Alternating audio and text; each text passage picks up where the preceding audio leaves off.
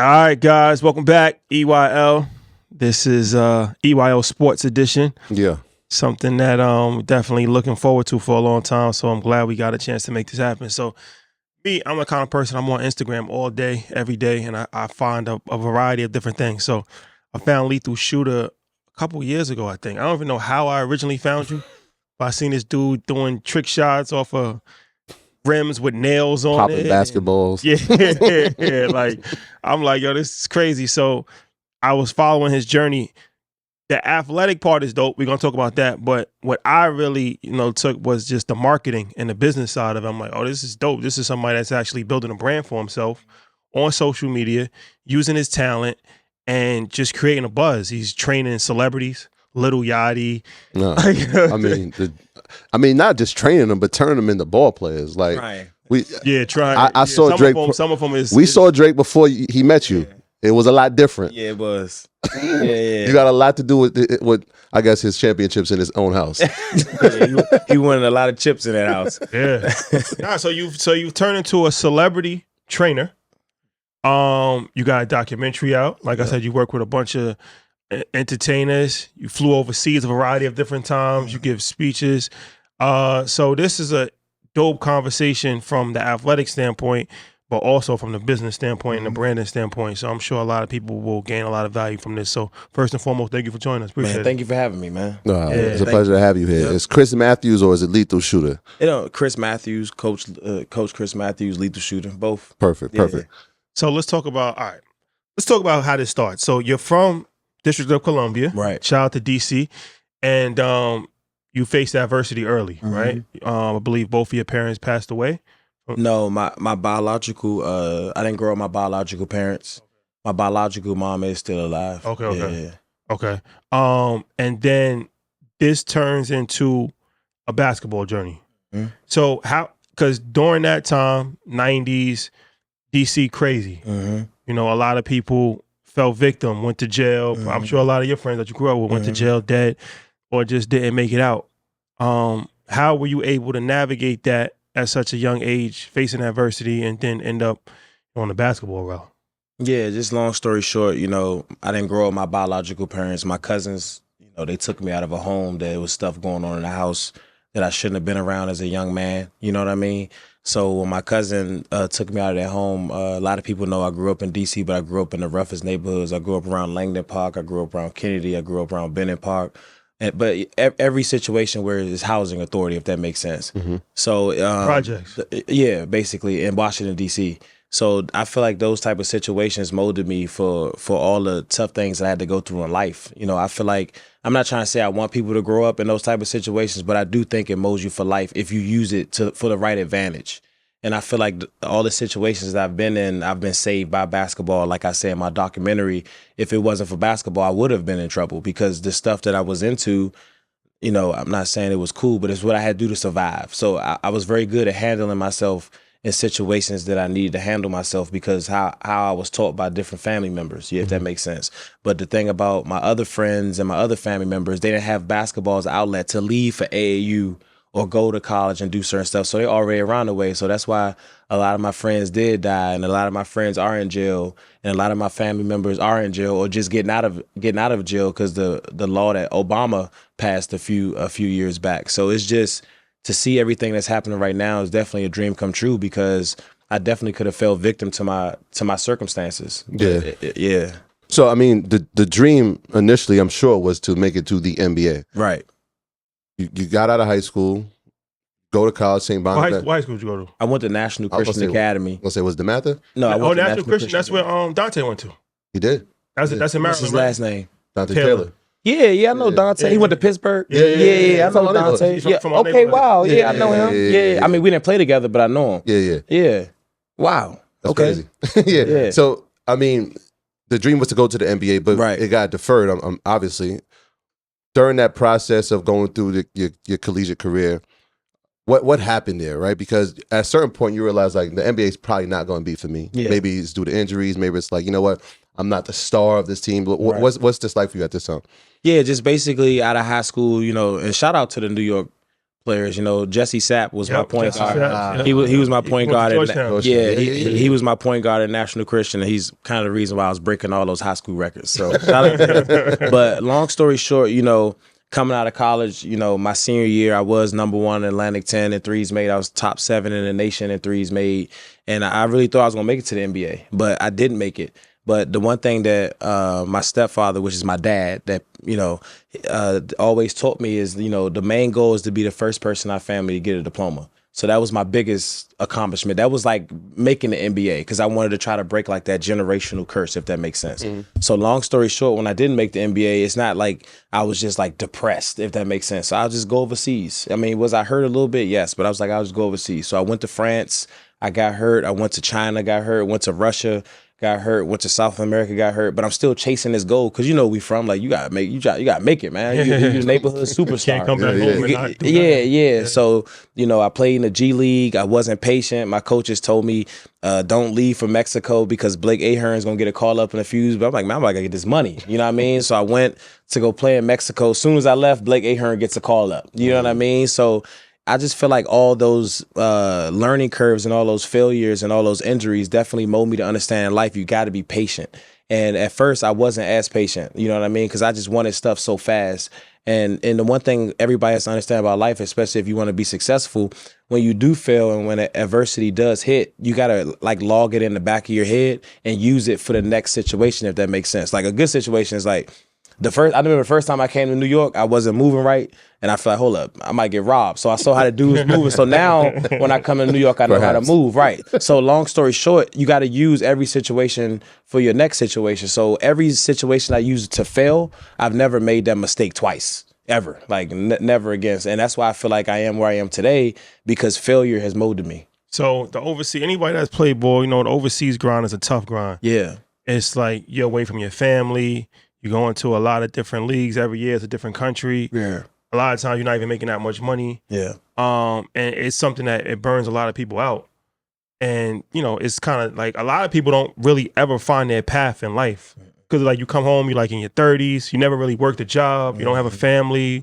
Trying to just coach here and there. So at what point do you say, all right, my basketball career is not going to happen, but I'm going to be I don't want to... Would you prefer a trainer? Like what title? Yeah, so I mean, my whole life is training. So last season I was blessed to help the Bucks, the Magic, the Celtics, the Sacramento Kings, but unfortunately, I'm really good with doing content. So I'll say trainer. All right. So how do you get into the trainer bag? Yeah. So when I came home, like you said, man, I was like 30. So the one thing, when you come home, it's like you fresh out of jail. When you come from overseas, you got your gym bag. Yeah. The whole neighborhood change. No, seriously, because you come home in the summer, but it's like, you know, you come and play in a few summer leagues, then you gone for like that long haul. Yeah. So when I made the decision after my injury in South America, I was just like, man, I'm done. I'm about to go home and try to figure out something. So I became a school teacher, bro. I was at Needwood Academy. I was a teacher's assistant. I was a custodian. I'm doing all type of, I don't want to say wild stuff because those are great jobs. I was getting good money. But I know people that do the same thing. Yeah, but the thing I'm saying is I feel like with us, especially as African Americans, when we don't make it in basketball, it's like we be afraid to get other jobs. Like it's nothing wrong with getting those type of jobs. That's why I post pictures when I was like, bro, I used to sell Sierra Mist sodas. Like, you get where I'm coming from? But I'm willing to do whatever it do, because I know if I don't and I do the stuff that respectfully my family members did and my cousins did and my best friends did, I'm gonna be in jail. If I'm not in jail, I'm gonna be looking over my back every day. You get what I mean? So I'm willing to get a job or do something like that. So don't be afraid if you're watching this and you play sports and sports don't work, to get a regular job and then use that to continue on the back end to learn your other craft to try to be successful. You know what I mean? But what happened was, his name, John Thompson at Georgetown. Son? The father. Rest in peace. Okay, rest in peace. We was in the gym working out, me, Jeff Green, Bobby Mays, everybody. But the one thing I never realized is when we all used to hoop, I used to always be correcting people. You know what I mean? Like, come on, man, you gotta woo woo. You was that guy. Oh man, I was a dude. They were like, yo, man, shut the fuck up. Like, you got some archery shot, man. Right. No, seriously, a little bit, man. Seriously, man. No, for real. Just check the ball, man. Yeah. Come on, Chris, shut up, man. So Big John brings me to the side. Was like, man, would you ever want to coach here?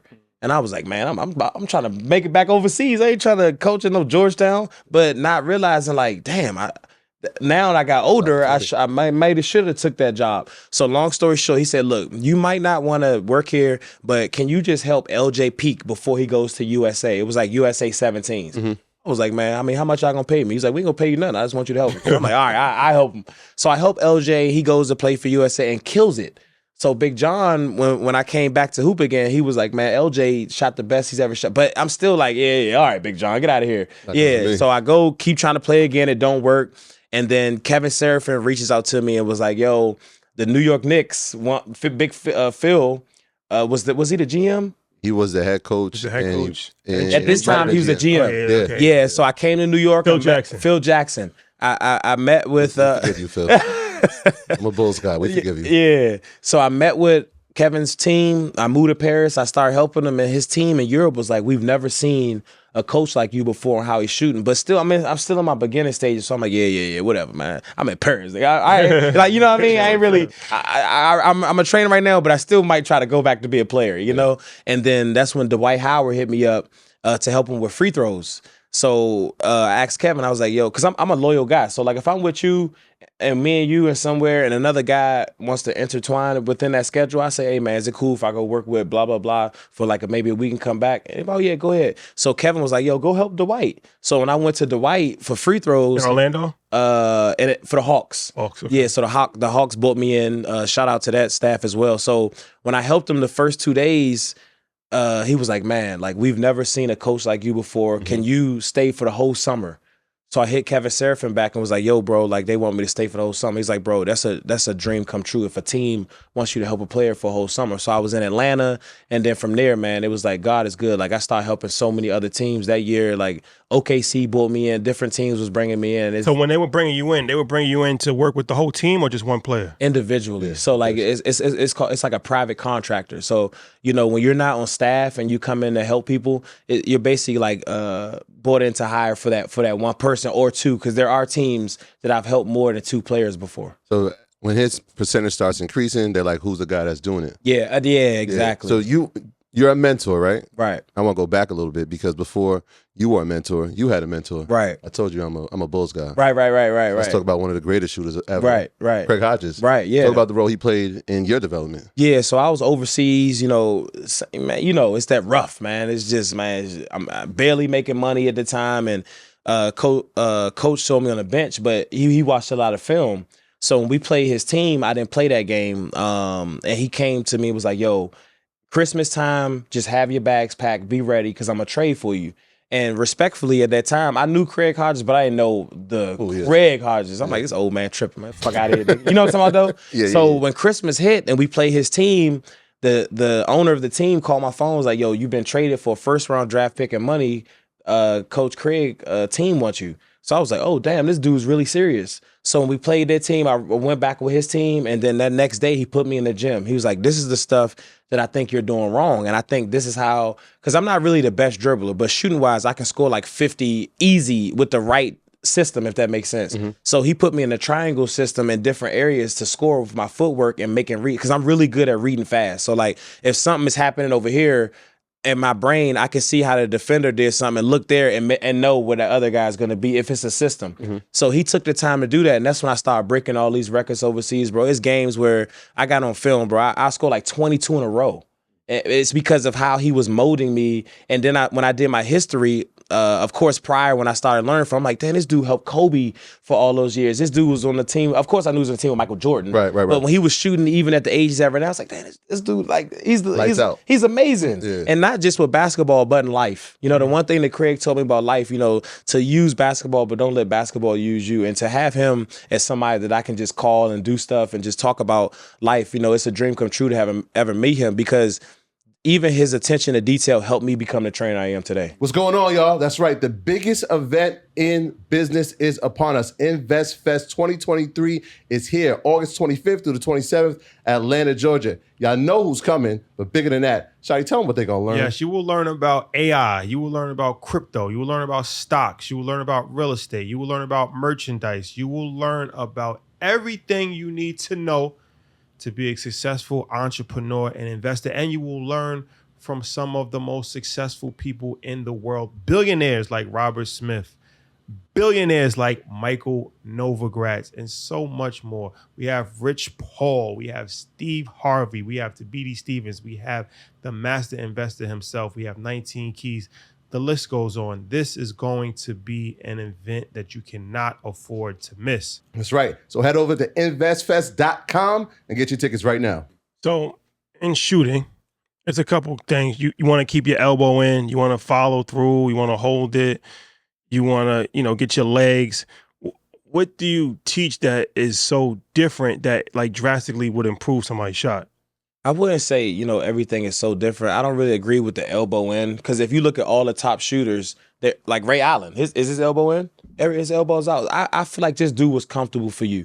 If you can go left and pull up and make it, go right and pull up and make it, side step right, side step left, and the defender in your face, you can make it. Keep whatever form you have. But if not, that is my job to come in to make changes, not with just your jump shot, but with your mind. And I really do a good job with my clients of mentally stimulating them in a certain way because of the circumstances that I grew up around. Because, you might be around the way, one of your mans might be a schizo, one of your other mans might be a normal guy, one of the other mans might be crazy, but you all hanging out together. So the one dude, you can't move quick because his flinch, he might punch you. The one dude, so it's like that's how I am with my clients. Once I get to learn who you are, and I get to know who you are, that's when I attack your mental with my training. And that's what I learned from my living situation and from my degree in sociology.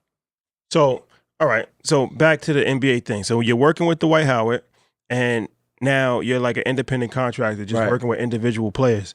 At that point in time, how much money were you making at that point in time? I say with Dwight, they put me under contract, and it wasn't that much, bro. Probably like $2,000 a month, but I feel like they give you somewhere to live. They give you somewhere to live. They pay for your food. You don't pay for it. It was the opportunity. It's an opportunity, and I was just telling Seth on the way over here. I feel like in today's world, everybody just be wanting money so fast. I feel like everybody just is so infatuated with money so fast. But your best opportunities are opportunities that don't bring a lot of money. Mm-hmm. Your best opportunities are situations that mold you and help you learn to be the person you're going to be, if that makes sense. And I feel like even on social media, like I was telling them, everybody wants to have the glamorous everything, but they don't understand that the best people, their first few jobs, they didn't make anything.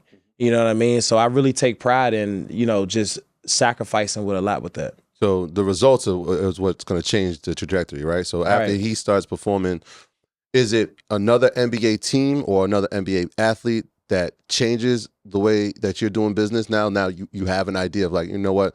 I see my value. I know what to charge. Or was it the celebrity route? Was it like people watching like, you know what? Every rapper think they can hoop. Mm-hmm. Let me see if I see this guy training him. Can I get involved? Like, which one happened? Was it the next athlete or was it entertainment?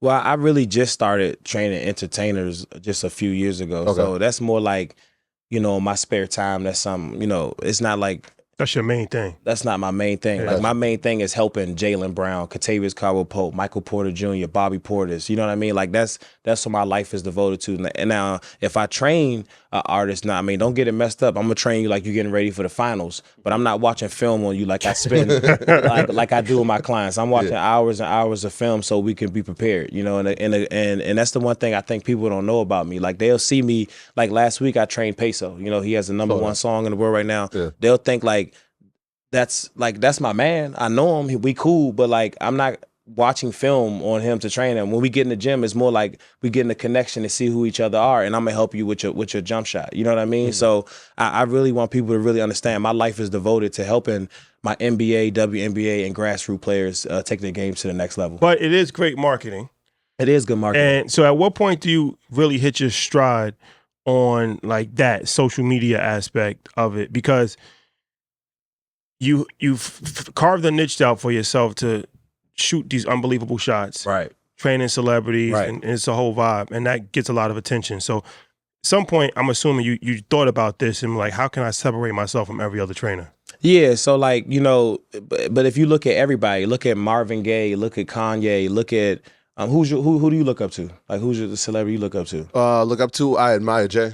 But is he doing one thing? No, he's a rapper. He's a businessman. He's doing clothes. He's doing all type. He's doing wine. He's doing all different things. And that's when I started realizing, how could I separate myself? Because I'm not just a trainer. I am a content creator. I can help with movies. I can help celebrities. I can help on the back end with people with life. So it's like I started making myself more uncomfortable. You know, and if you really want to be successful, you got to make yourself uncomfortable. So when I was in Atlanta, what happened was 21 Savage. I've never in my life trained a rapper, bro, like ever, because I was just like, NBA, WNBA, like, you get what I'm saying? Yeah. So 21 Savage hit me up and was like, yo, man, like, you know, I want to get in the gym. It's like, out the blue. Out the blue, and I'm like, damn, it's like 12 o'clock, midnight, and I'm like, I told Dwight, I was like, bro, I don't think I want to train a rapper, and then I started thinking to myself, like, why not, you know? Yeah. So I trained 21, bro. It was amazing, bro. Good connection, and what was crazy was, as soon as me and him started training, he got a call from somebody from just like midnight. He got a call from somebody from jail, and it kind of reminded me of like, damn, that's how I used to have to talk to my uncle and my cousin and my biological brother, and that's how me and him started connecting in that way. And then when I posted 21 on my page, everybody was like, oh, shoot, 21 with Lethal and Lethal with 21. And I was like, you know what? The next time these other rappers reach out to me, I am going to train them. And that's when it started really doing that. So definitely shout out to 21 for doing that. But then the other part of it is I know a lot of trainers. Yeah. But very few trainers, I don't know any trainer really that actually post themselves doing drills. Right. So you actually are shooting yourself. Yeah. That's another, when did you say, okay, this is a good idea for me to actually showcase my ability? Yeah, I wanted, like you said, I wanted to stick out. You know what I mean? I wanted to, like, I didn't make it to the league. So I was like, I got to show these people I shoot like Steph. I shoot like Clay. So I did my first shooting video around my way. You know, my man Chug passed me the ball, but I didn't think it was going to go viral, bro. Like, people was going crazy in the comments because the net was like extremely loud and stuff like that. And I was like, whoa, like, and that's when Instagram first started allowing us to do videos. Yeah. And it was only 15 seconds. So I was like, in 15 seconds, I got to try to squeeze in like 12 threes. Like, you know what I mean? So I was just doing everything to jump out of the box. And once I saw people were, you know, like you're saying, like, if you're teaching something and you can do it, that takes your value up to a whole different level. And I think, you know, if you're a trainer out there and you're teaching something and you've mastered it, I think it's easier to get clients and to teach other people that craft. Yeah. Is there a creative team that works with you? Because I remember I've seen the craziest shots. I've seen the half court sitting down behind the back. But when I saw you put the spikes on the rim, I'm thinking to myself, there's no way. Yeah. Like, is there a creative team that goes behind that? Like, who's designing the rims for you? Like, what's that process like? Yeah, so every idea you see on my page is anything, Red Bull, everything I do with content is 100% my idea, you know, and because, you know, I'm very creative, you know what I mean? And I want to show the world that even as a basketball player, even as somebody that you think just can shoot a basketball, I can be creative and think out of the box. So what happened was over COVID, we were all just sitting. And I felt like I was always scared to really show my super creative side, because as a trainer, and especially training NBA guys, if you do certain stuff, the type of elements I'm in, other trainers will try to make you feel uncomfortable. Like, look at this nigga, like he must shoot. Like he's a joke. Like he's a joke. Yeah. So during COVID, I was like, man, fuck this. Like, I don't care what people think about me no more. So I made an aluminum ball through a Red Bull can, but far. It was like from here to deeper than where Seth is at. Like, aluminum small ball in a can hole, and it took me like 7 straight hours to make it. To make it. So when I did and I posted, people was like, bro, going crazy. So I said, this is the perfect time. I went to the court down the street. I took the whole backboard off the court, bro. Took the whole backboard off the court. Did a shooting video. That joint went crazy. That. It was just the rim. It was just the rim. And then I said, man, I got an idea for a rim, but I don't know how to build it. So I went online, typed in welder LA, all these welders popped up. I copy and pasted a message to all these welders. I said, the first person to hit me back, that's the person I'm gonna try to talk to. So when I talked to this first lady, her energy wasn't as high as mine for my idea. So if I call you and say, hey, how you doing, man? I'm Lethal, and I got an idea for me and you say, oh, okay, yeah. Well, what's the idea? I don't want, that ain't the energy you mean with, right. So I the second dude that responded, I said, hey, man, I'm Lethal Shooter. I got an idea. Can you make this? He said, man, I could make that tonight. I said, oh, we're meeting his energy, and his name's Arthur. Bruh, the next day he had the rim at my house. Remember, we don't know each other, and his energy was like that. And 3 years later, we're still doing rim ideas, and we're doing things that that, bro, I have millions of ideas for rim ideas because you know where we come from, bro. We got to be creative. You know what I mean? We got to think out of the box. It starts with the hanger. Yeah. Oh man. Side. Yep. And then the house. Then it becomes the garbage. Exactly. Yeah. The crate. That's a fact. I mean, it comes from somewhere else. But I'm saying that's the crate legendary. Bro, we had to use crates when I was growing up. I had to use crates for my bed because we didn't have the bed, the frame. I would have my bed sitting all in here with stairs walking up in my bed in the room, bro. I'm serious. Yeah. So who gave you the name Lethal Shooter? So my dad gave me that name. It was actually Lethal. In my games, my dad would call me Lethal. You know what I mean? My son, Lethal. So when I was going to make my Instagram, my good friend Jonathan McNair, shout out to him because I thought Instagram was corny at first. When did you first get on Instagram? Like 2012, something like that? Yeah, I want to say like 2012. Yeah. But it was an iPod. So I didn't have I don't even know if was iPhones around back then. I don't want to sound 2010. Stupid. Yeah. Okay. So I didn't have an iPhone. I had one of them small flip phones. It was bad. It was a bad time. So long story short, he gave me his iPod. And he's like, yo, you gotta get on Instagram. And you know, back then, Facebook was pumping, MySpace, all that stuff. And then I said, man, all right, I'll get on this joint, man. So I couldn't come up with no names. And I was like, you know what? Lethal Shooter. Like, that's, you know, woo-woo. So I came up with the name Lethal Shooter, but this is what people don't know that he knows. I wasn't getting no traction on there, right? Bro, I would sit up from like 1 o'clock in the morning to like 8 o'clock at night and just liking people's photos, bro. So people can just see my page. That's a growth hack strategy. Yeah. I would just sit up all night. You manually do it? Manually do it myself. Like, and it's just like, my eyes would be burning in the morning. Like, I didn't care. You know what I mean? I just wanted people to see who I was. You know what I mean? And that's another good example in life as well. You know, like, you got to bet on yourself. You know what I mean? You got to do things that other people won't do. And don't feel like you look like a clown or something. Like, you know what I mean? Because I remember I used to do it around my friends. Like, bro, what you doing? I'm like, stop liking pictures, bro. Like, y'all go ahead, dog. You know what's crazy is I actually used to do that. Before Earning Leisure, I was growing my own personal page. But I used a bot. It was a bot that it was like $20 a month, like that, and it would like 5,000 pictures a month. Well, I guess I'm doing it the wrong way. Yeah. Automated. You gotta. God damn. But it worked. But it did work. Yeah. That was one of those. That was one of those things where I was like, I don't know if it still works to this day. Yeah. But that was one of those early. That was one of those early Instagram strategies. You like a picture, and then somebody's like, "Who's this random person liking my picture?" And then they go to your page, like, "Oh, he's pretty cool. I'm gonna follow him." Yeah. Now that's dope. So, all right. So now, list some of your clients again that you're working with currently. NBA? Yeah. Man, it's a blessing, man. Sabonis, Jaylen Brown, Bobby Portis, Michael Porter Jr., Kentavious Caldwell-Pope. Win tonight, guys. They play tonight. They play win all tonight, shooters. Guys. Shooters. Bobby Portis became a shooter. That's my man, dog. That's my man.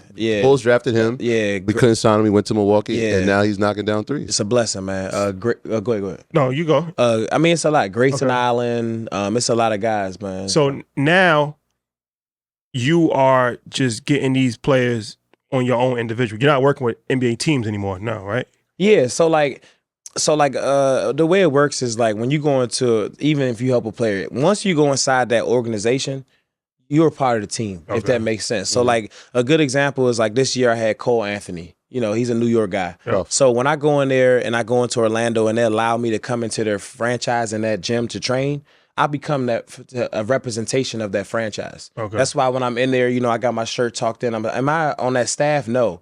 But if I'm in there and one of the coaches want to come in and join, yes, I absolutely love to do that, if that makes sense. And it's the same with the Celtics. When I went in there to help Jalen and Grant Williams and stuff, I'm in there. If the coach is in there, you know, how you doing, coach? You know what I'm saying? Woo, woo. And it's just like, it's a blessing because that's the stuff that people don't see. You know what I mean? So it's just, you know, people just see the posts, if that makes sense. Or people just see the results, but people don't really know what goes on the back end. I'm thinking about the guys you just named.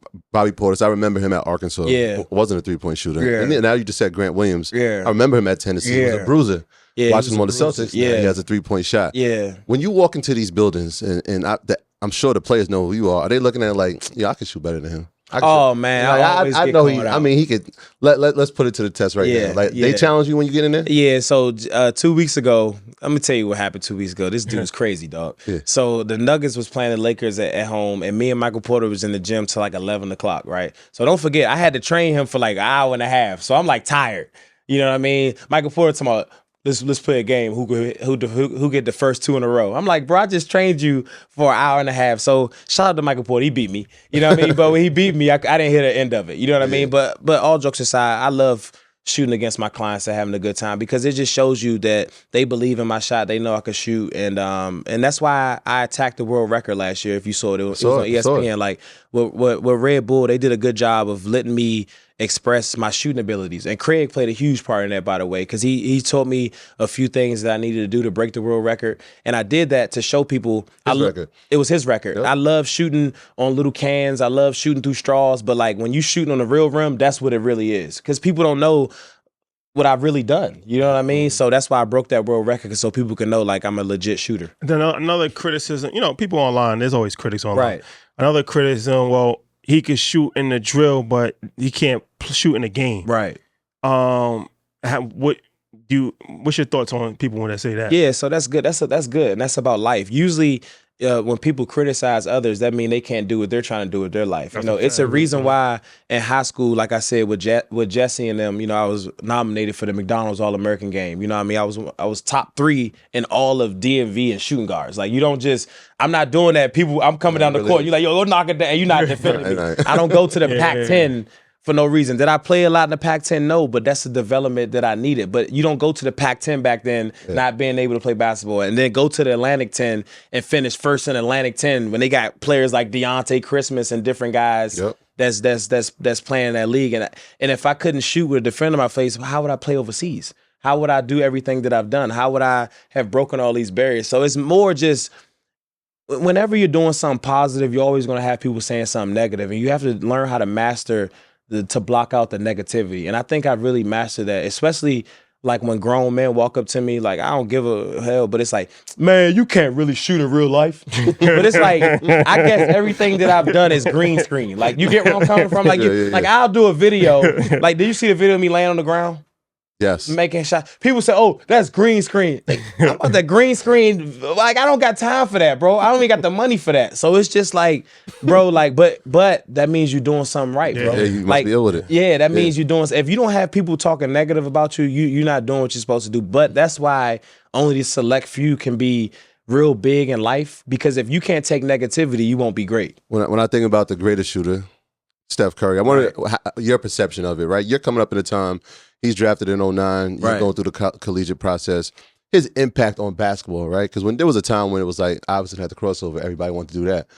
But Steph has come, and now it's like everybody wants to shoot. It's not like they're working on their handles. Your thing is specifically shooting.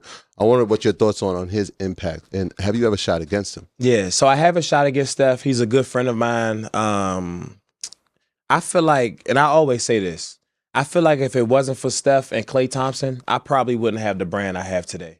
Because the way they changed the game, if it wasn't for them, shooting has always been shooting. Don't get it messed up. Shooting has always been. They made it sexy. Like, they made it a certain way that, like, for instance, like my client Kentavious Caldwell-Pope, signed $80 million contract. Bobby Portis signed $60 million contract because they extended their range and stuff of that nature. So it's just like, it's just a blessing to grow up in that situation where Steph impacted at the right time. And I say that in all my interviews, where soon as Steph did that, that's when I was trying to figure out what I really wanted to do and things of that nature. And it's man, it's a dream come true, bro. Because if they wouldn't have did that, would it really be a famous shooting coach? Like, we all had shooting coach growing up, you know what I mean? But would it really be like that? So definitely shout out to those guys for doing that, for sure. All right.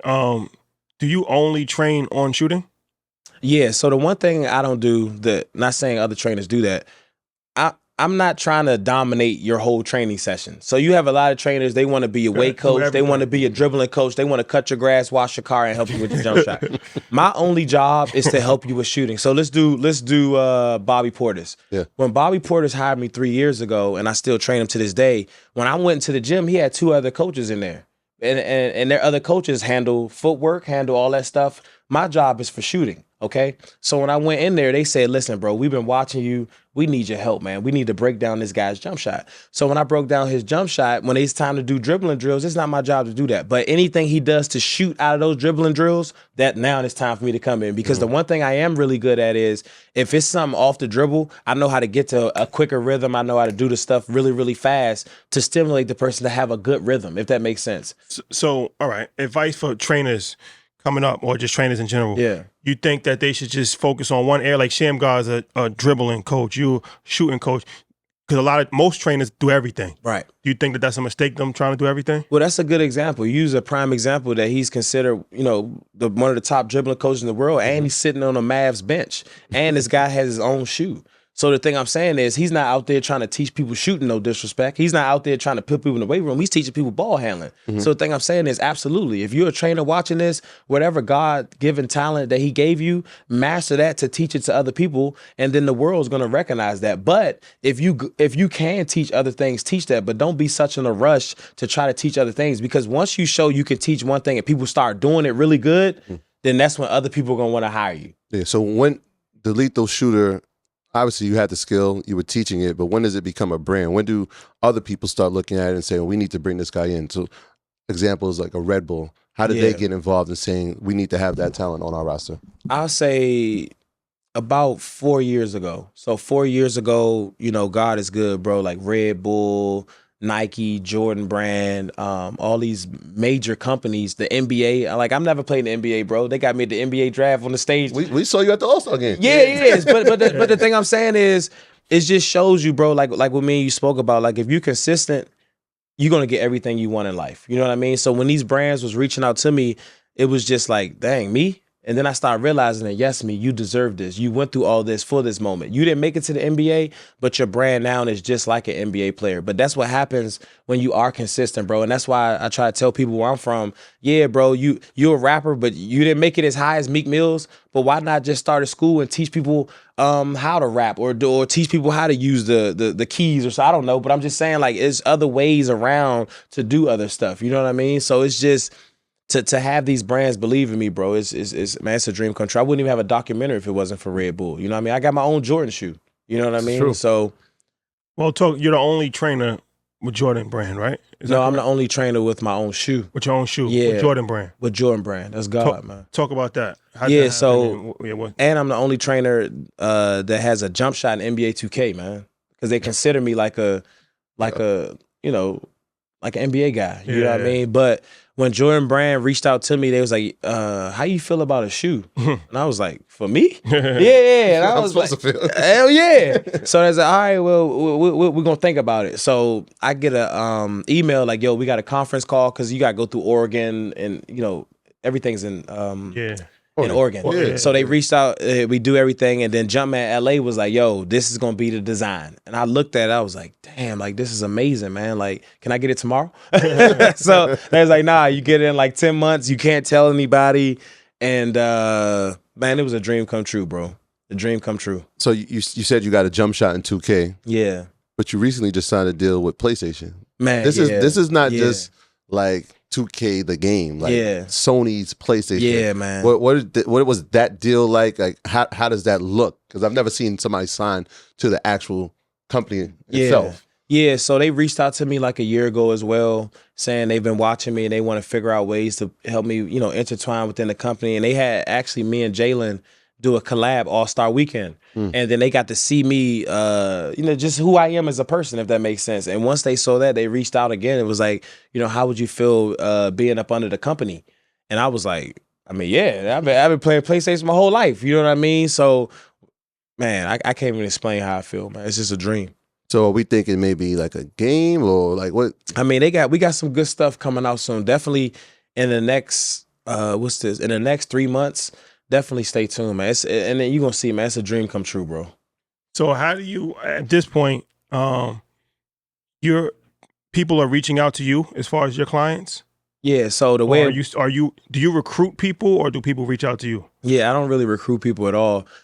So like teams reach out to me, agencies, the players, or maybe the homie. So it might be like, yo, man, my cousin is blah, blah, blah, man. He played for the Bucks, man. He needs your help, man. We sitting in the kitchen right now, man, talking about you. So it's just whoever, reaches out, I always respond.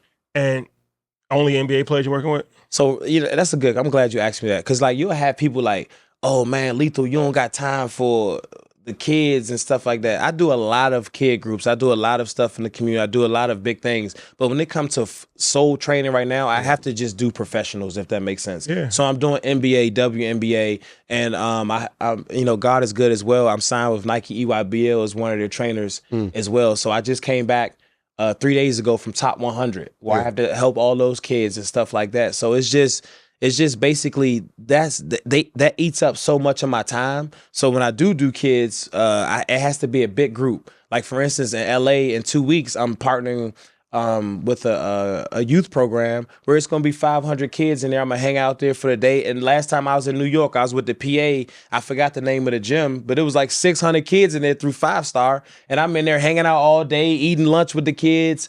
But that's what the people don't see. I mean, of course, I'll post a shooting video with the kids, but I'm not just doing that and just leaving. I'm in there mingling, hanging out when my time is due. I don't have time with a schedule that I have to just train somebody really fast. Yes, I have to do certain type of clients right now because that's what that's what I have to do for right now. Are there's guys coming into the league, the draft is coming up. Right.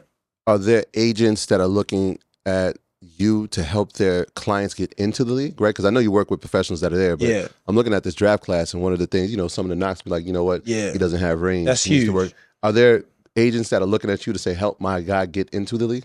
Yeah, so this year I actually had the most ever. Like I really never do pre-draft workouts, but this is the year. Like that's a good question that a lot of agents was hitting me up because this draft, a lot of the guys that are like lottery and big time names, they need help with their jump shot if they want to make that bread. But yeah, I try to stay away from that. The only reason I try to stay away from that because I don't want you to try to use me is that like when you get drafted or something and you still shooting that same shot and you think it's my fault, if that makes sense. I'll let you get drafted and let you do your thing for a year or so or something so you can see what it is. And then that's when I'll come in and do what I do. But you're not going to pre-draft workout with me and then go to remember, you ain't been shooting good your whole life and then you go work out for the Hornets in 2 weeks and then you shoot the same and then it's lethal fault, if that makes sense. So I got to protect myself, you know what I mean? Because what a lot of people don't say, everything is not really about race, but like as an African-American shooting coach, how many people, it's a little rare. You get what I'm saying? Like, so it's just like I got to protect myself in a certain way right now. And I got to sometimes say no to certain opportunities because I don't want to sabotage my brand. Because there's people out there that, that anything you do, they'll try to sabotage. Like a good example, Bobby said this on his podcast. He said that one game he played bad and people on Twitter was like, Lethal's a scammer. Then the next game, Bobby hits 8 threes. We love you, Lethal. So it's just like, it's just even. You know how that go? Yeah. So let me ask you this. How do you determine like the rate to charge somebody? Because that's one of these things where there's no set price on a trainer. I guess it just depends on the value. Right? How do you determine that? Just basically that's what my manager does. You know what I mean? So like she'll reach out to the team, they'll reach out with her, they handle that. Just basically like, I'm not out here. The one thing I could say, what I could do, but I never do, because I want you to have generational wealth. I can get points on your contract if I want it. You know what I mean? Because every client that I've helped. Oh, you could? So the way it works is like, let's say you're Antoine and did you know in NBA contracts, they have percentages where if you shoot 40% from 3, you can make like an extra 800,000 and stuff like that. If you make, it's points. It's incentives. So like I could easily do things like that because I have so much confidence in myself. I know when I train with you, bro, them percentages is going to go up. So that's why I don't do that. But I'm saying there's certain agencies and certain people that do stuff like that. With me, I'm not here to take all your money. I'm here to bring value to you and your family so you can make a lot of money, if that makes sense. So like when Kentavious Caldwell-Pope signed that contract, you know how much money he gave me? I'm asking. Nah, I have no clue. Nothing. And I don't want nothing. I don't want no Rolex. I don't want no GMC truck. I want you to sign that thing so you and your family could be taken care of. When Bobby signed his contract, I called him, man, I'm proud of you. Jaylen Brown right now, they talking about he about to get a mega 323. And you know what I want out of that? All I want him to do is just focus on my training, bro. I want him to have his generational wealth, if that makes sense. So when my manager talks to these people, it's a set rate for NBA, WNBA, for camps and all that type of stuff. So that's the stuff that her and my team handle. Yo, listen, Jaylen, when you signed at 323, he at least needs courtside tickets. Like minimum, bro. But I don't go to games. Okay. All right. But let's talk about the era of trainers, though. Like you, Chris Brinkley, you guys have become celebrities. Yeah. But even down, because like my son plays basketball, right? And I've noticed, he's 12. I've noticed something. When I played basketball my whole life. And I used to just go to the basketball court and play. 5-on-5, 3-on-3, 1-on-1. Right. Might have a training session every once in a while. kids don't really play basketball anymore unless it's a training session. Yeah. There's a lot of personal trainers. Yeah. And I feel like every kid has a personal trainer now. Yeah. What's your thoughts on that? I don't agree with it, you know what I mean? Because when I grew up, you know what I mean, like you said, we'll go outside, 9 in the morning, hoop all day to 5 p.m. That's how you became good. Yeah. I feel like, you know, at a young age, I don't think a kid should really have, of course you need to have somebody, hey, do this here and there, but let that kid go play. That's how he gonna learn how to play at an early age. I feel like it's too much pacifying going on right now, you know what I mean? I feel like it's so many parents that's depriving kids of their childhoods because they're seeing what's happening on social media and stuff like that. And that's why a lot of these guys aren't really as great as they can be. You know what I mean? And a lot of them feel, what is the word when somebody feels like you're supposed to give them something? Entitled? Entitled. These kids feel so entitled now. We weren't entitled. You know what I mean? A good example, I remember I used to come to New York, bro. We'll play at the Rucker, then we'd go to Pro City, then we'd go to, what was the one that was sponsored by Jordan Brand? I forgot, but basically we playing 5 games in a day, if that makes sense, with White Chalk and all these guys, and it's just like we didn't have no trainers or nothing like that. We just hooping because we love the game. So it's like if it's somebody out there and you're young, of course, have somebody explain to you how to do it. Train on your spare time here and there. But if you really want to be the best, man, go play basketball at a young age. You know what I mean? Just go hoop. Yeah, go hoop. Because even the runs now are like organized. Oh man, referees. You know, back when we was growing up, if you foul me, but that's what You gotta figure that out. That's what we missed. You gotta figure it out. They don't foul, nigga. That is a foul. You following me, man. Shoot for it. Yeah, shoot for it. He's shooting for me. Yeah. So it's just, I feel like these kids are being deprived on life lessons. And that's why when you go to these AAU events, all due respect to the kids and the family, like these kids don't even know how to handle, they all whining and stuff like that. We didn't do that. You get what I'm saying? When I played for DC Assault and different things, like we was so much intertwined and understanding how it was playing at the park that when we went to and stuff happened, we knew how to handle ourselves. The kids right now don't even know how to handle themselves. Soon, bro, these kids now are walking around with videographers at AAU game. I can't even get content from my AAU games, that's bro. That's another thing. Everybody's got a videographer. Everybody got a videographer now. The rankings come out younger and younger. You shouldn't rank. I think we shouldn't rank kids, bro, until they get to middle school. Middle school? Yeah, because we wouldn't know in high school a little too late. Yeah. I feel like middle school. I saw you. Well, there's a picture. Yeah. You working out with Bryce. Right. James. Right. Which is obviously LeBron's son. Right. So, I mean, what is that like when you have a child of a legend, a superstar, one of the greatest ever? Right. What's that like for you, right? Because it's like, is there pressure for you to say, like, I got to make sure this is working because, you know, that's his pops? Yeah. What is that like?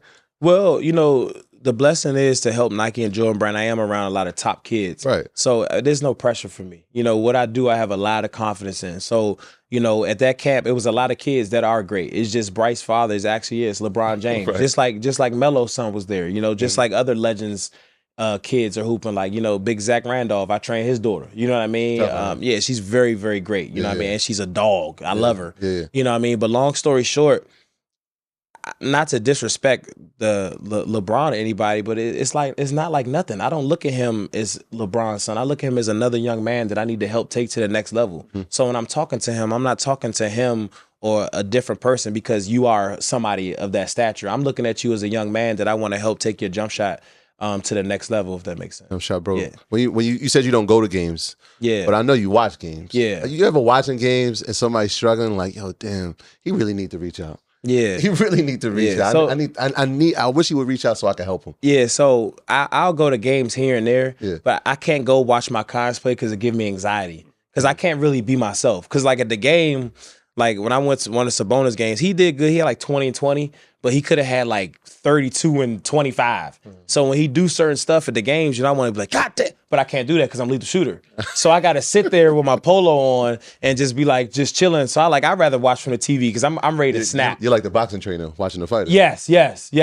So it's just, I can't really be myself. So yes, bro, what I do is I got a book. I got lethal shooter on the side of the book. Bro, I'll watch all these games. Every shooter that can't shoot, I'll write notes down on them. That's why every time somebody calls me and asks for help, I'm good. I'm ready. Yeah. So like, let's say somebody DM me or a management team hits me up. Hey man, we want you to work with blah, blah, blah. Perfect. As soon as I get with that person, I'll be like, man, what's your favorite spot? And they'll be like, I don't know. I could tell them their favorite spot. I could tell them why they're missing. I could tell them the shots they can't make. I could tell them everything about their body demeanor on the bench. I could tell them their body language after their missed shots. I can literally tell you everything you're doing wrong with the art of shooting. You're doing the prep work. You got to do the prep work. You know what I mean? You got to, especially dealing with these type of guys. You know what I mean? Because when they meet you, I'm going to give you a good example, bro, because he's from New York. So I met Danny Green 2 years ago. And you remember, he's considered one of the best shooters of all time. You know what I mean? He did a good job. I mean, Danny's he's a shooter. He's a good shooter. He's a great shooter. For New York, how many people out of New York? New York. What you mean? Like so it's not a lot of great shooters come out of New York. No, it's a ball handling. It don't matter. Like, so it's like him, Tobias Harris. Okay. Yeah. All right. So Danny's right now. Yeah. So long story short, when I first met Danny, he was like, what can you teach me that I don't know about shooting? Yeah. So I was like, I really think it's a lot I could teach you, man. I think this is what you do wrong. That's what you do wrong. And he was like, oh, damn.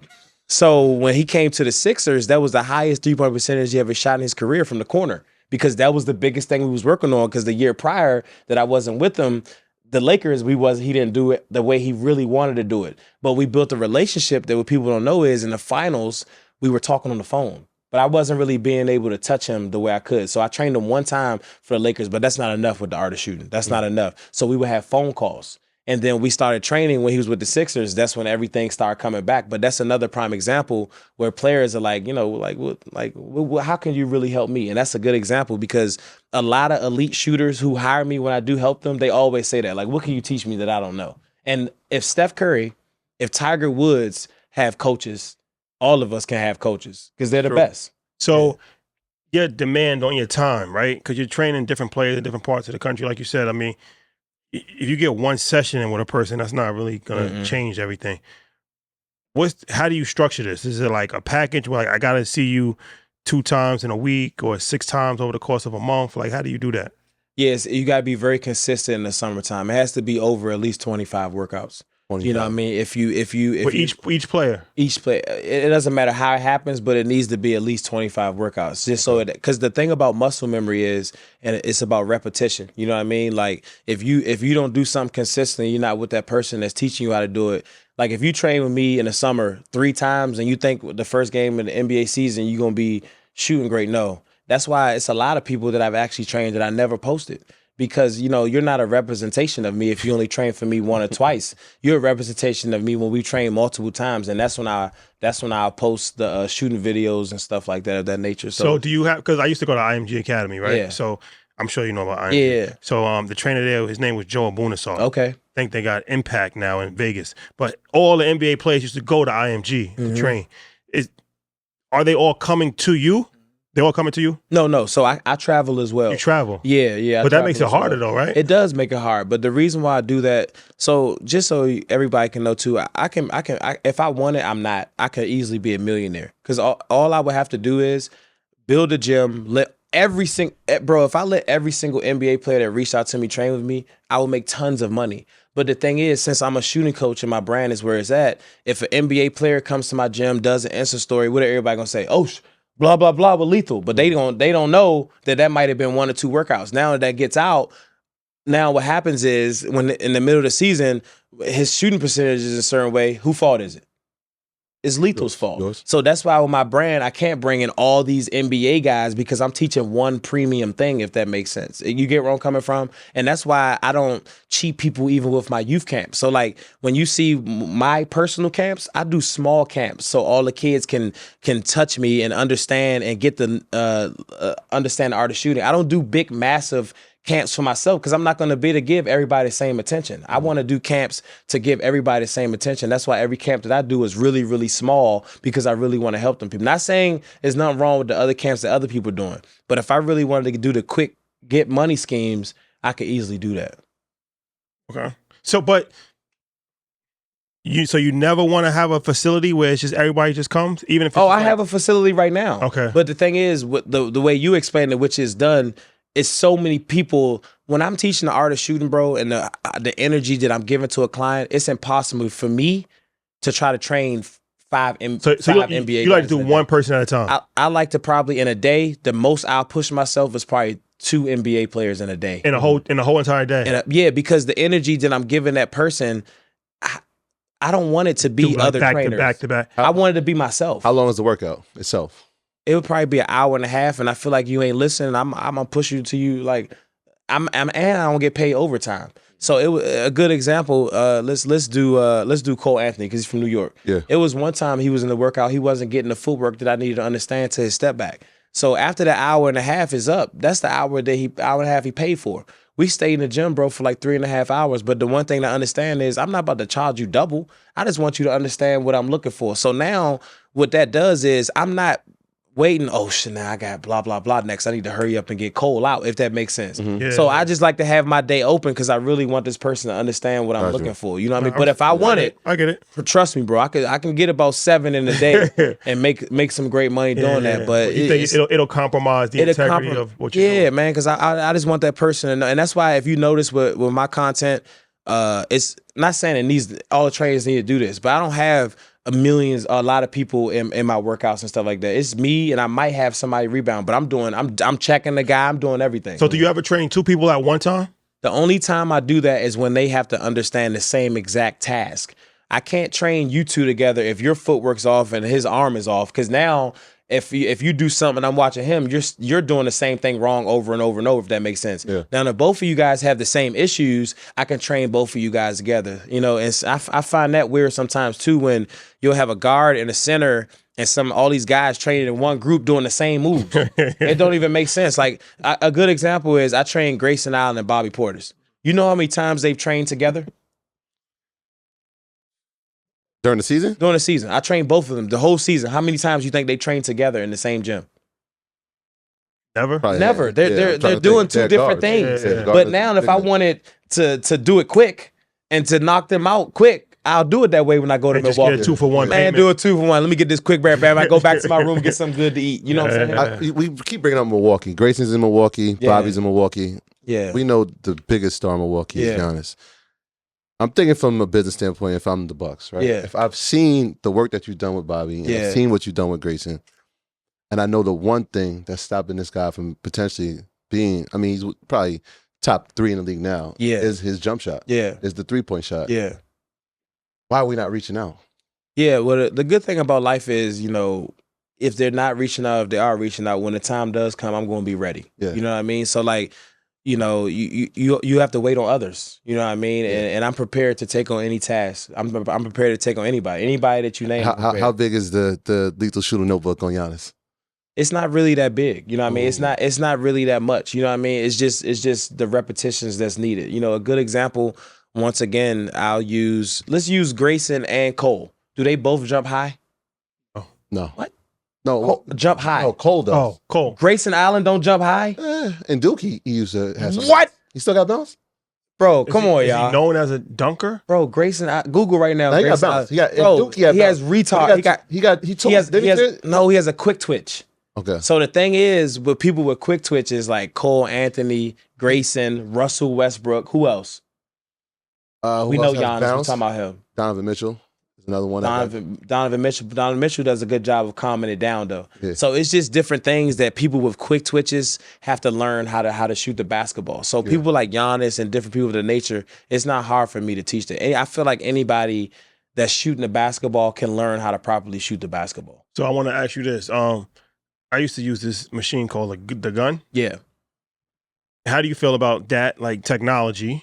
Do you use that in your training? Nah, I mean, I don't knock it though. Okay. You know what I mean? But I prefer how I grew up. Pass me the ball, or I pass my client the ball. You know what I mean? Because that stimulation is real.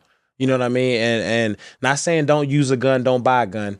But when you're using a shooting gun, it's not the same as somebody passing you the ball. You get what I mean? Mm-hmm. So I prefer somebody passing you the ball. The next question is: we went to Toronto and we played at the OVO Raptors Center. We did. So shout out to the Raptors. They had this thing they were showing us where it was like AI on the board and it tracks the ball. Yeah. You familiar with this? Yeah, I'm familiar with it. How you use that, or how do you feel about that? Nah, like it's just too much. You know what I mean? Like, it shows like the arc of the ball. It's almost like 2K when it's like. But the thing I'm trying to say is like, not saying it's not true, but when Steph Curry's making all these shots, you know what I mean? Yes, the arc might be the same a little bit of ways, but once you start getting all that technical, you got people overthinking for no reason. You know, just shoot the damn ball, bro. Yeah. We don't need all that. I look, it was green. Let me do it again. Like, just shoot the ball. You know what I mean? Not saying in today's world we shouldn't evolve and do different things to stimulate these players. But me personally, if I'm training, I don't need all that stuff going on, if that makes sense. Is it skill set versus mindset when in shooting? I think it's mindset. You know what I mean? I feel like anything that somebody does that's great is mindset. You know what I mean? Not saying Tiger Woods isn't the greatest golfer potentially of all time, but he's the greatest golfer of all time because of his mental. And if you got a weak mind and you fold fast, you're not going to be good at nothing. You know what I mean? Yeah. It's weird because you'll see great shooters and they'll get to the free throw line and they'll shoot like 70%. Yeah, I did that. So in college, I was #1 in the conference in threes made, but I was like 30th in free throws. You get what I'm saying? Because I didn't master understanding how to master that area in my game. And that's why I'm able to teach the way I teach, because it was certain things that I didn't master here because I was feeding that on the court. And that's why with my clients, I'm able to teach them the whole master the craft with the art of shooting. When I used to shoot, maybe it was mental, but I always felt when I lift weights, like when I did shoulders, right, it just made me a much better shooter. When I did shoulder workouts. Not according to Lethal. That's weird. Great shooters. Yeah, I'm surprised. So you would lift and then go play? Yeah. Or like workout. Yeah. So I didn't play a game. But okay. Workouts. But whenever I was like in a shooting slump, I would do shoulder press. Well, it sounds like when you feel like you're strong, it gives you confidence. Yeah. Yeah, no disrespect. So it's a mindset. It's like me. Like, I'm not trying to be funny. Like, if I don't got a nice haircut, like, this is some weird stuff. Like, if I don't got a nice haircut and the way my shoes need to be, I can't break world records and do the stuff I do, if that makes sense. So, like, what's your thing? It depends on what we're talking about. Basketball. I stopped playing basketball in high school. Okay, but every hooper has that thing. You know what I mean? So, was it Karl Malone or Chris Webber? One of them used to lift crazy hard before games. Karl Malone. Yeah. But look how soft his mid-range jump. But that was that mental you talking about. But me, my clients don't lift before no game. You get what I'm saying? That's just nah. Well, do you think lifting plays a part in shooting at all? Yeah, it does. Okay. That's why you look at the biggest athletes now. They don't lift crazy strong weights. They do bands and they do light weights with a lot of reps. You get what I'm saying? That's why it'd be so funny when you see these kids now, they young and their parents be having them lifting all these weights. Like, #1, people, that's not going to stunt their growth. Yes, it is. Kevin Durant wasn't lifting no weights. And so that's the age. That's the age-old debate. So you saying that lifting weights weights bands and light? Yeah, because lifting. All right. Once again, going back to the IMG thing, right? Because that's the first time I really got a chance to really get into training, and they had us lifting weights. Like, how old were you? I was like 18. You're 18, bro. You're a grown man. No. But I'm saying, like, even Kevin Durant doesn't lift weights. Like, some people say, like, there's no need to lift weights at all. No. So Kevin Durant is 7 foot. He don't need. He gonna get to wherever he want to get. Yeah. But the thing I'm saying is, at your age, at your height, and my height, we shouldn't have lift weights into the 10th grade. Yeah. Everything should be bands, running hills in the grass. When you say in bands, it's just like coming from like kinesiology. When people lift, like a Kevin Durant, he's doing it for muscular endurance. Yes. Right, not muscular strength. Whereas we lift weights, it's like I want to get bigger, I want to get stronger.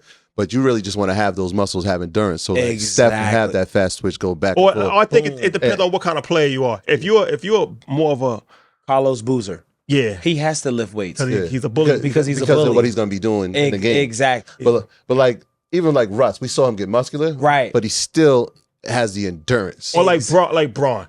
Braun. That's good. Braun is physically.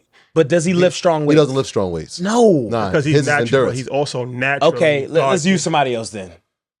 Who else is you can use Greek. Let's use Giannis. You think he's in there lifting strong weight? No. But he did put on some. That's body mass and food. Yeah. You get what I'm saying? So the thing I'm saying is you do bands and then you do light weights with a lot of reps. Because the thing is, if you go too heavy, bro, you'll break stuff off and that's when you start getting hurt a lot. Yeah. I'm telling you. And that's what, all right, let's do Dwight, because I got to Dwight. The first time I got to Dwight, what are these called again? The pecs? The pecs. Yeah. Bro, he was humongous, bro. The tripex. Deltoids. None of us know what we're talking about right now. Okay. Trapezius. Deltoids up here. We don't know what we're talking about right now, guys. But whatever these are. The white has big deltoids. Okay. Pause, and then ain't nothing wrong with that. So listen. When I first met him, he was like Megatron, if that makes sense. Yeah. So I went to his weight coach. I said, respectfully, can we drop all of that, make him smaller, but make him stronger? If that makes sense. Yep. bro, we made him stronger and we dropped all of the strength. So if you look at the white body right now, even after the Hawks, even for the Lakers, he look how? More slim. He's slim down. Now, was he still strong as a motherfucker? Yeah. Yes. Yeah. Faster, jumping higher. That's after injury. Of course, not jumping at Orlando Dwight. That was different. He was young. He was straight out of high school. Now, older, he's still getting up because they stopped lifting all that crazy stuff and minimize it to bands and doing different things. And the air matters too. Like when you train like high-end athletes, you want to train them in places where it's low oxygen. You get what I'm saying? So go to Denver. You got to do that. Place like Montana and different places like that. That's what I do. Like if you're really serious, like and heat. So like with Bobby, sometimes like we'll do stuff outside. Like you want to do certain stuff. Don't make it comfortable for them. You want them to make it. That's what so I used to go to school in Hawaii. And he just gave you his entire scholastic career. Yeah. Because everything he's saying elementary school, you know. I'm waiting for the with the Woodlands. Because we all went there. He's saying is but now that's when we used to play in the gym and it was no air conditioning. Perfect. It was like 90 degrees. And, perfect. And you just your shirt is just soaked. Perfect. That's the vibe that you need. Exactly. Even in New York during the summertime, you play outside, it's 90 degrees outside. Like that's how I always liked it better. Exactly. Like, you know, I feel like you get the most out of it. I don't like training my clients in gyms with AC. Man, cut that off. Entitlement. Yeah, man, cut that off, man. Like a boxer. Yeah, no, I'm serious, bro. Yeah. Like this last summer when I was training Sabonis, I probably ripped this shirt like 4 times. Yeah, it's me and you up in this motherfucker. You know what I'm saying? And he's an all-star. Yeah, he's an all-star, man. It's a blessing. How many shooting records do you have? Right? Because I know you made 23 out of 25, which is the world record. Yeah. I feel like 25. 20 in a row was a world record. That was extremely hard. Are we going for 25 out of 25? Oh, yeah. I started that in a month and a half. That's going to be pretty easy. 25 threes? 20, so in the 3-point contest, seconds. You get the 5 balls at each rack. Yep. 5. So nobody's ever. Nobody's at. Craig Hodges he had 21. 21. Yeah, nobody's ever did 20 in a row. I've done 23 like 14 times. Easy. Yeah, but you remember, I wouldn't say easy. I think people get it misconstrued. Yeah. This type of concentration is like you're staring at something and you can only blink twice. Like it's like the stuff that you have to do to get these type of things done is that's why Ray Allen, Reggie Miller, Rip Hamilton, Allen Houston, as soon as I did that, all of them reached out to me, bro. Yeah. All of them. Because like people see it online, oh yeah, lethal, there you go again. But they don't know like, bro, this is extremely hard. But like I said, I had Craig Hodges explaining small things to me, explaining different things of that nature. Yeah. But I had to go out there and shoot it, if that makes sense. So I'm trying to do 25 for Red Bull. They gave me that task, I'm gonna do it. They got you going to Tokyo. They got me going to Tokyo. You are going to face a robot. Yep. And shooting? Yeah. You know they got that robot that just shoots? Yeah. It's perfect form and it makes shots? Yeah. So you're gonna face this robot. Yep. Yeah, is each well, you're gonna get 25 shots. They're getting 25. Yeah. So we're not doing running racks. We're gonna play a game of horse. Okay. And the upside of the robot does have that, like from half court, it can shoot regular. So my half court shot is like it's like I wouldn't even say a push. It's like a push shot because I could make, bro. I don't know if y'all seen on my page. I could make like 8 in a row from half court, easy. You know what I mean? So that's the only thing it has. It shoots like that. Yeah, lock, boop, and it'll go in. So I'm excited because this is something that I thought about 3 years ago. Yeah. You know what I mean? And Red Bull did a good job of making a dream reality, and I'm gonna make sure I take care of mankind, man. You gotta represent for us. I'm gonna represent, man. We can't let the robot win. What is the most important part about shooting? Is it your legs? Is it your form? Is it your follow through? Mm-hmm. What's the most important outside of the mental? I know mental. Yeah. But what's the most mechanical important part of shooting? I say your footwork. You know what I mean? Feet should be pointed to the basket. I don't even say it have to be straight pointed to the basket like Klay Thompson. But if you don't have good footwork, you're not going to be a great shooter. You know what I mean? That's like in any sport, hockey, whatever. Like you got to have soccer. You got to have great footwork. Everything you do in life always starts with the foundation. Boxers. You get what I'm saying? So if you want to be a great shooter, make sure as much as you want to shoot the basketball, you take time to master your feet as well. Yeah, listen, man. I'm going to tell you something. He's giving you his whole scholastic career. Yeah. We going to the All-Star game next year. Oh, yeah, okay. And we playing in a celebrity game. Oh, y'all going to play in it? Well, we going to get him in there. Me and Jadakiss, we got a thing. We going to get him in there. Okay. We're campaigning. When we went to Toronto, I'm used to seeing him make a lot of shots. Okay. I'm used to seeing, like, we grew up watching him play. Yeah. his form was a little bit off. Okay. It wasn't so much my form was What off. was it? I wasn't used to, I'm not used to an NBA court. It's a far 3. Exactly. But you got me now. He got me now. Exactly. Yeah, you got me now. Yeah. Because when we saw you last year, Yeah. in Utah, I was like, all right, this is not the moment. Yeah. We're not playing this year. Yeah. The next year he gonna be playing. I got you. We got I to got show you right. He got You you. represent the brand. Right. He can't make you look bad out there. Yeah, nah. Yeah. I see what you did. Were you working with Alex Toussaint, the dude from Peloton? Chris trained him, and then I had to train him twice for the NBA. He's a great listener. Golly, and a great learner. Yeah. So you won MVP twice. So I feel like this is something that can happen. Yeah, if you're a good listener, bro, and very coachable. and you want, that's all I'm about to say. And I got you. Appreciate it. It is. Before we finish, I got to ask you a couple basketball questions.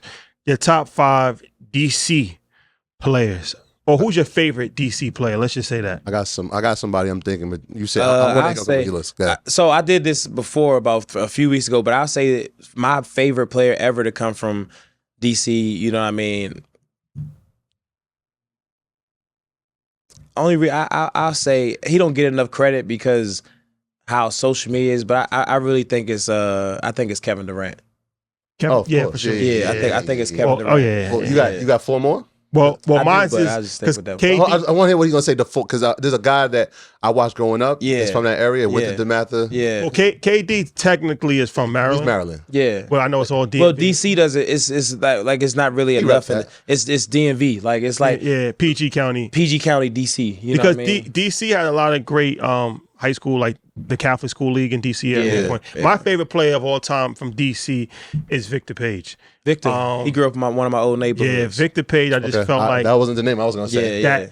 That Georgetown backcourt with him and Iverson, man, and he was, and then when Iverson left, he was averaging like 26 points, like he was killing. But that's another prime example of our area, man. Like Victor is a reason why I go as hard as I go, because you know as brothers. We one bad decision away from being all the way back at square zero. You know what I mean? And he's that left hand silky. You know, I mean, he tore AI to crossover. You feel me? Like this dude Victor is a neighborhood superstar, but the world don't know about him because of the decisions that he made. You know what I mean? And he's one of those people. When I was growing up, man, I wanted to be like Victor Page. You know what I mean? Like he's one of those guys that but that's that grit we talking about, that DMV grit, that killer mindset. Yeah. You know what I mean? And he's just. Man, I just pray the world could have saw somebody like him, man. He's in your top 5? I wouldn't say he's in my top 5. Who else? Who you got? I'll say like Len Bias. And remember, to be up there, you got to be a winner as well. Yeah. There's nobody in the DMV area that has won more accolades than Quinn Cook. You know what I mean? Quinn Cook does not get another one. He does not get the benefit of the doubt that he's supposed to National champion, NBA champion. Bruh, he won an Olympic medal in high school, 18, high school championship. He won in college. He won NBA. I mean, this dude, nobody is like Quinn Cook. That's a good one. Come on, man. So it's so many greats. I don't want to list them all. The Kentucky Bogans. Keith Bogans. And the other one went to North Carolina. I was thinking Joe Forte. Joe Forte. So these are guys. Was just so skilled, bro. They went to Catholic schools. See, people don't know about Joe Forte though. Joe Forte was like our. You talking about fundamental? He was built like, who was he built like? Him and Keith was built the same. Keith Bogans was strong, no fat. But that's what you got to be, like New York, like DMV and New York. We both have the same pedigree. We not about to back down. You got to kill us. We not backing down. Yeah. So, but the people you're naming is just. But people knew what Keith was because Keith was able to hold. He did a good job of playing in the NBA. Yeah, went to Kentucky and went to Kentucky. Yeah. I mean, Joe went to North Carolina, but nothing happened after that. Yeah, that makes sense. What is Ronald Curry? I don't know if it was he's from Maryland though. No, he's from DMV. Oh, he's from DMV? Yeah. But he was #1 football player and #1 basketball No, player. you talking about Peppers. That's not Julius Peppers. You talking about Julius Peppers. Now Ronald Curry, he was Ronald Curry from DC? He was a #1 football player in the country, #1 basketball player in the country. Went to North Carolina. You gotta Google that. You might want to pull that up. Gotta Google it. I don't know. Gotta Google it. All right, one more. Keep going. This one is a top 5 question, and the top 3 is easy, but the other 2 is interesting. Shooters of all time. Ooh. Top 5? Top 5 shooters. This is easy. So I say Steph at #1. People hate when I say this, but this is the truth. Yeah, I mean, Klay Thompson, bro. At #2. Yeah. Clay, like this. I had a Reggie Miller. This dude scored 60 points and off 12 dribbles. He's dangerous. He's dangerous. And this is what people understand too. When I don't say Reggie or don't say those different guys, it's not that they're not better than Clay and Steph. It's just the way the game evolved. So if Reggie played in today's era, how they're slinging threes and doing, if Ray played in this era slinging threes, they'll tier both of those guys. But nobody will ever tier Steph Curry. Why? Because Ray and Reggie, they can't shoot off the dribble like Steph Curry. But the thing is, Steph, like you can't like just shoot off the dribble. Steph Curry's he's considered the best shooter of all time. So when I say Clay, Reggie, Ray, they're all in that same rim, if that makes sense. You get where I'm coming from? I think the best mid-range shooter of all time, I'm not saying this because I know him, but I really truly think it's Kevin Durant. Like Kevin Durant, you can't stop him in the mid-range. You know what I mean? Larry Bird, how his mid-range jump shot was. But Larry Bird was very skilled. Larry Bird was next level, but it's the times that have changed. Larry Bird's skill level in the mid was different than Kevin because Kevin had an advanced skill set because of how our times are. So if we take Kevin and take him to the 80s to play in that era, he's going to be doing stuff and they're going to be like, what the hell? But if you bring Larry Bird to this era and he works out with these people now, he's doing what Kevin's doing, I don't know, because Larry Bird body was thicker. Larry Bird was not athletic though. He wasn't athletic because back then they wasn't doing what they doing now with the body. If that makes sense, you get where I'm coming from. So it's like when we do these comparisons, it's kind of tough. It's tough because certain things were being deprived. You get what I'm saying? So Toa, you got one more. So you got Steph Curry, you got Clay, KD, which is Golden State. That's crazy. Right. That's and Golden then you got Larry Bird. And you got one more. Oh yeah, you got one. Craig Hodges. Craig. You know what I mean? I think Craig Hodges didn't get a chance. Legend. He got, you know, this guy won the 3-point contest back to back, bro. This dude was the best shooter ever in Chicago history, bro. And Larry beat him when he and it's interesting how you judge because it's like most people will say, okay, Ray Allen, and then also Ray Allen and Reggie Miller. But then it's like Mahmoud Abdul-Rauf technically is the best. He's one of the best shooters of all time. He is considered one of the best. He is for sure. Foul shooter, best ever. Yeah. So when you put Dame in there, who? Dame right now, Dame Lillard. One of the best shooters ever. He's not in the conversation. You don't think? No. I don't think he's one of the best. No disrespect. Dame is a legend, but ever? Yeah, I think so. What do you think? Why would you? The range where he can. I mean, he has mid range, go beyond 25, 30 feet. Tough. What'd you say? You got Dirk Nowitzki. Dirk is ill. He's up there. We gotta say Dirk. We gotta say, but don't get it messed up. Right now in today's NBA, I think Dame is today's. I mean, he's legendary. He's top 5. There goes Ronald Curry, by the way. Oh, that's Hampton. That's not considered DMV. DMV. Oh, it's Hampton. He's not wrong though. He's not wrong though. But Hampton, no disrespect to Hampton out there. I'm just saying. That's deep. That's deep. He was like, that's like us trying to claim Allen Iverson. We can't. We would love to. Yeah, Newport News. We would love to say, "Hey, I was from the DMV, bro." I would love to take that type of claim. So, what advice would you give for trainers? I know there's a lot of trainers and I know a lot of trainers personally trying to get over the hump. You know what I mean? Working with kids, they have a passion for basketball, but haven't figured it out how to like really monetize it. How to really, what advice would you give for trainers that are looking at you as a role model? Man, just keep going. You know what I mean? It's going to be tough. You're going to have people that don't want to pay sometimes. You're going to have people that are going to want to underpay how great your work is, but just keep going, man, because the one thing when you're a good trainer and people see results, your name gets to start ringing. You know what I mean? So, that's where I was. I was like, man, this is tough, but you just got to keep going. And most importantly, man, make sure you're getting your rest as well. I got to do better at getting my rest because when you're a trainer, it's like being a pastor because you're serving other people. You know what I mean? So make sure your mental is right as well, because if your mental isn't right, how can you serve other people and give them the type of energy and knowledge they need if you're off, if that makes sense? You know what I mean? And understand that every player isn't the same. You can't train everybody the same. Make sure you're taking the time to get to know your client. Make sure you're getting the time to know what helps this person, what doesn't help this person, so you continue to help them go in the right direction. And watch a lot of film on your client if they're older. You know what I mean? Make sure you study that person so you're in the gym, you're actually helping them on things that they really need to get help with. Last thing I got, man. I mean, the life in basketball, the rise of Lead the Shooter. When people go to see this, what are they gonna get from it? just basically like, you know, if I can make it, anybody can make it. You know what I mean? Like I didn't like what people don't know is like, you know, I didn't grow up with my biological parents. You know what I'm saying? Like when I was younger, I was getting passed from house to house. You know what I mean? These are things that people don't know about me, but that's what made me who I am today. You know what I mean? And I don't hold it against my biological parents, what happened to me. But if that type of stuff didn't happen, I probably wouldn't be sitting here with you guys right now. A lot of people don't know, you know, rest in peace, my biological father, he just OD'd. You get what I'm saying? So it's just everybody that's facing their back against the wall or stuff is not working out for them. If you be consistent in life, bro, anything is possible, you know? And then success don't always mean the big house or the Bentley or living in Hollywood. You know what I'm saying? Success is just you being happy and living your life the way you want to live your life. You know what I mean? So just the last thing you can never do is give up. So when you watch this documentary, it's just going to show you somebody that never gave up through all of the mistakes, through all the failures, through just like having all the odds against me. You know what I mean? I was able to be one of the ones to come out to tell my story. Follow you with some announcements. Anything else you want to tell the people before we wrap? Just basically my social is Lethal Shooter on Instagram. I have YouTube and Twitter and Facebook as well.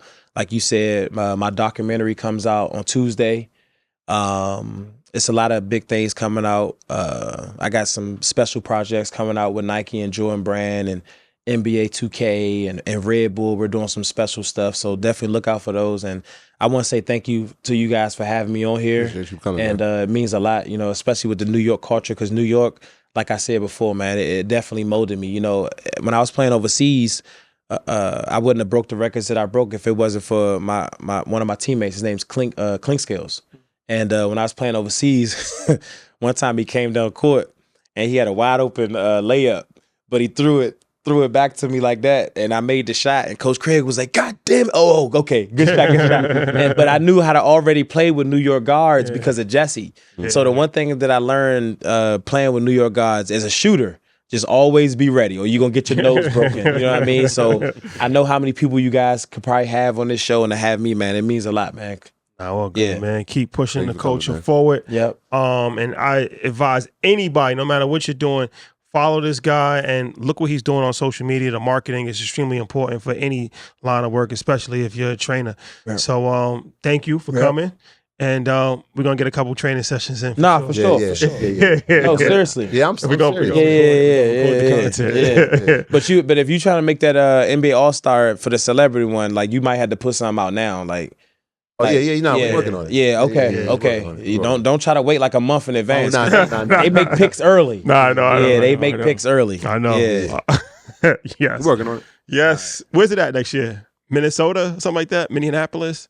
It's like one of these gotta places. Google that one. Yeah. I hope it's not. I think it's Naptown. But I think it is the same as like Utah.